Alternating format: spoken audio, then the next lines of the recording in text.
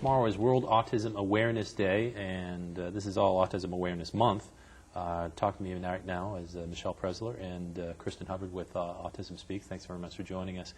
We've spoken about this before, some of the research that's ongoing with regard to this. The numbers for autism are increasing, but no one's really sure why. Is that still the case? That's right. That's why we're working to raise money for research so that we still don't know what causes autism, or there are ideas about some good ways to treat, but still not really certain best ways to treat or the best ways to, or what's causing it. Yeah.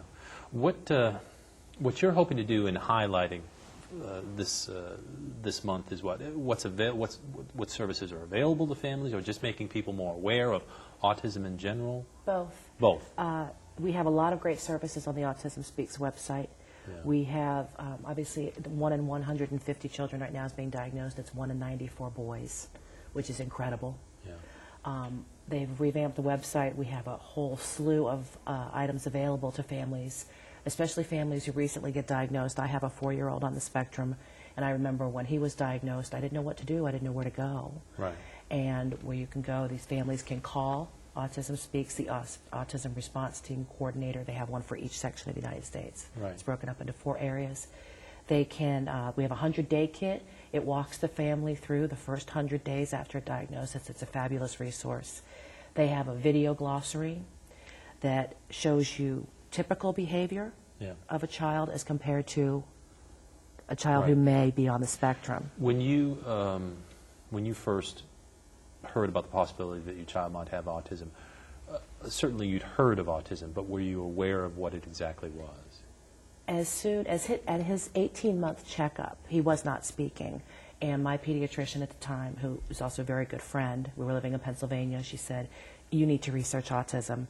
I think he might be on the spectrum. You need to wrap your head around this." So again, you didn't really have much of an idea of what it No, and then he wasn't entailed. officially diagnosed for another year, so I had a year to learn about it. Yeah. And Rob, really, Autism Awareness Month is a great way to raise awareness, because early diagnosis is really critical here.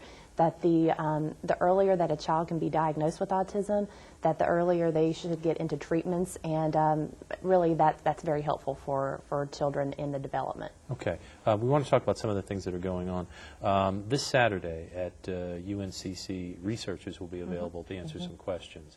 The questions that they're answering don't really have to do with the diagnosis, though. It's more along the lines of research. Is that right? Right. For example, last year, Autism Speaks gave out over $30 million in new grants for research for finding the causes, treatments, the whole plethora for autism research. We're lucky here in North Carolina. Chapel Hill, UNC Chapel Hill, does a ton of great autism research. And for the month of April, for Autism Awareness Month, we are bringing researchers from Chapel Hill here to the Charlotte area to talk about some of the studies that are happening at Chapel Hill. And people that attend on April 5th can actually learn about some of the studies that are happening there, how that they can get their family, their kids into the studies, as well as the opportunity to talk to researchers and ask questions. And people here at this event on April 5th can also actually participate in a focus group there, too. Okay, so this is, again, at UNCC this Saturday, 10 a.m. at the Fretwell Building. Yes. And let's not forget, I know it's a little ways off here, but Carolina's Walk Now for Autism, that's October 4th. Keep it on your calendars.